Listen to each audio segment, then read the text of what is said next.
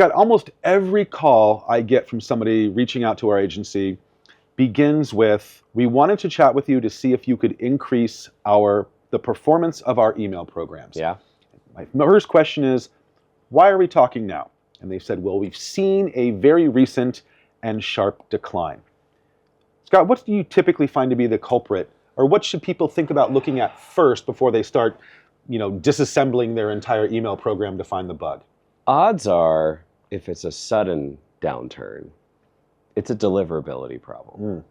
And deliverability is something that, it's sort of like the offensive lineman in football.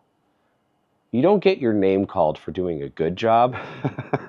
You get your name called when something goes wrong. So it's deliverability, quickly defined, very loosely defined, probably poorly defined, is essentially the ability to get to the subscriber's inbox.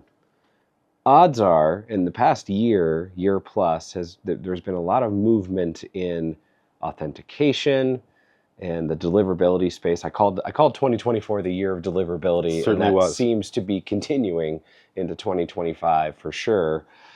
You're not reaching the inbox. And when I mean the inbox, I also mean the broader inbox. So like if you're in Gmail, you're using tabs, the promotions tab, the promotions tab is the inbox. Yes, that's all the inbox. What people fail to understand is when you send an email, you do not have full control over whether it hits the inbox. Very true. There are, especially if you're using an email service provider, there's a lot of pieces that need to be, a lot of ducks that need to be in a row for you to even sniff the inbox. So there's the authentication piece, as I mentioned. I'm just going to mention the acronyms. Let's do the list. SPF, DKIM, and DMARC are the big three. Okay. And those need to be set up in certain ways so that essentially what those do is tell the recipient server, this is getting technical, that the email that's coming from you is actually from you. Got it. Then you add on what they call sender reputation, which is something that you build up over time, just like you would build up your professional reputation, your personal reputation, whatever it might be. And every single email that you send positively affects reputation or negatively affects reputation. So all of these factors go into place for when it's like when you're trying to get into a building and there's a bouncer, they look at their list, they look at you, they look at their list, they look at you, and then they say yay or nay to let you in. Yeah, exactly.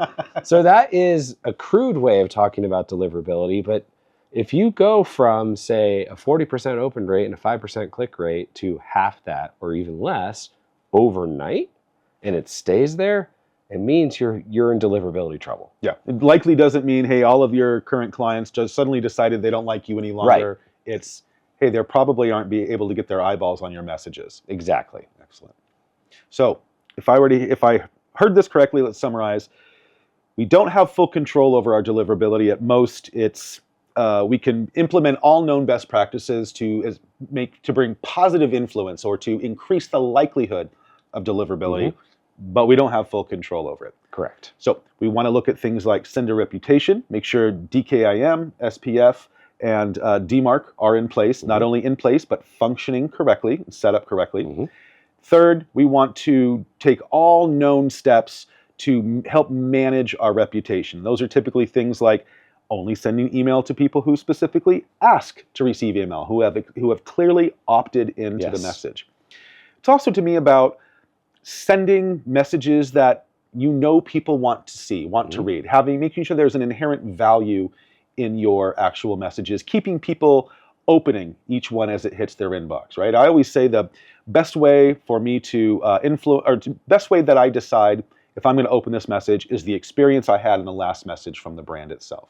So focus on technical aspects such as setup, authentication, even settings in your ESP platform. You mentioned the platform that you're on, so things like message handling rules, envelope rules, feedback loops, making sure those are all in place, making sure that people who do opt out, who hard bounce, or who spam complain are immediately suppressed from the list and are not included on future mailings. And then make sure that your content is as optimized as possible to deliver value, not just one more tired, boring commercial to the inbox. Be okay with an unsubscribe. You want them to unsubscribe, not mark you as spam. I want you to repeat that because I think that's really important for people to understand. Be okay with an unsubscribe. You hear that? There is absolutely no value and nothing but negative profit in continuing to send messages to people who don't want to receive them or who are not engaging with your email. Deliverability is not just about all of the things that we talked about. It's based on factors of engagement. So it's not just about how many people don't open your message, how many people unsubscribe, or how many people spam complaint, but who does open your message, the amount of read time they spend in your message, the number of people who click. So if you're not sending stuff worth opening or worth clicking on, people aren't going to, and you will see your deliverability suffer as a result.